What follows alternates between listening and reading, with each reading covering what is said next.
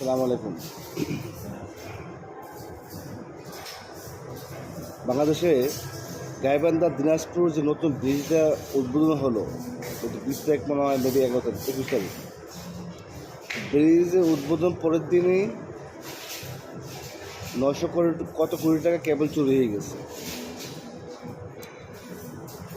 উদ্বোধন পরের দিনই কেবল চুরি হয়ে গেছে। কেন ভাই চুর? তুই উদ্বোধন পর কেন চুরি করতে হবে? হ্যাঁ, চোর বাংলাদেশ থেকে কখনো চোর, দুর্নীতি, লুটপাট কখনো বন্ধ হবে না, কখনোই বন্ধ হবে না। কতজন লজ্জাজনক! ব্রিজটা কত সুন্দর ব্রিজ, সৌন্দর্য, হ্যাঁ, কেবল চুরি হয়ে গেছে। মূলত আমাদের প্রধান উপদেষ্টা মাননীয় ডক্টর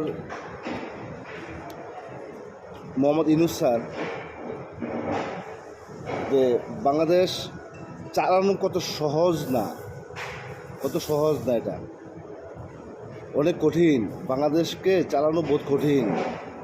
আপনি হয়তো এখন ধারণা করতে পারতেছেন, বাংলাদেশটা চালানো সহজ না। আপনি একটা সম্মানী ব্যক্তি, আপনার দ্বারায় বাংলাদেশ চালাতে পারবেন না, বাংলাদেশ মানুষকে আপনি ঠিক করতে পারবেন না। এই চুরি, দুর্নীতি, লুটপাট আপনি কখনো বন্ধ করতে পারবেন না। আপনি যেখানে ছিলেন সম্মানভাবে সেখানে চলে যান। আপনার জায়গায় এখানে না, আপনার জায়গায় উপরে, সম্মানের জায়গায় আপনার। বাংলাদেশটাকে আপনি কখনো ঠিক করতে পারবেন না। দুর্নীতি, চুর, বাটপার সবই আছে বাংলাদেশের মধ্যে। এই যে নিবস হওয়ার পরে দেখবেন উপদেষ্টা মণ্ডলীর মধ্যে সচিব কত যে আছে, তাদের দুর্নীতি কত টাকাতে লুটপাট হয়েছে, সব কিছু বেরিয়ে আসবে। তাই বলছি, বাংলাদেশটা কখন ঠিক হবে না। চুর, বাটপার, দুর্নীতি কখন শেষ করতে পারবেন না। আপনি সম্মানী মানুষ, আপনি সম্মান থেকে চলে যান। অন্ধকারে আয়না বিক্রি করে কোনো লাভ নেই, বুঝছেন? বাংলাদেশে কখনো ঠিক হবে না। নতুন উদ্বোধন হয়েছে ব্রিজ, কেবল চুরি হয়ে গেছে পরের দিনে। চিন্তা করেন আমরা কতটুকু সম্মান নিয়ে বাংলাদেশে থাকি।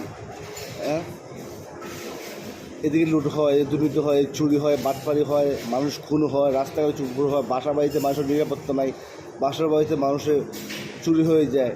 গতকাল দেখলাম ইটালি প্রবাসী দেশে আসছিল, সকালে রাত্রে বাড়ি চুরি হয়ে গেছে। তো এ দেশটা ঠিক করবে কীভাবে?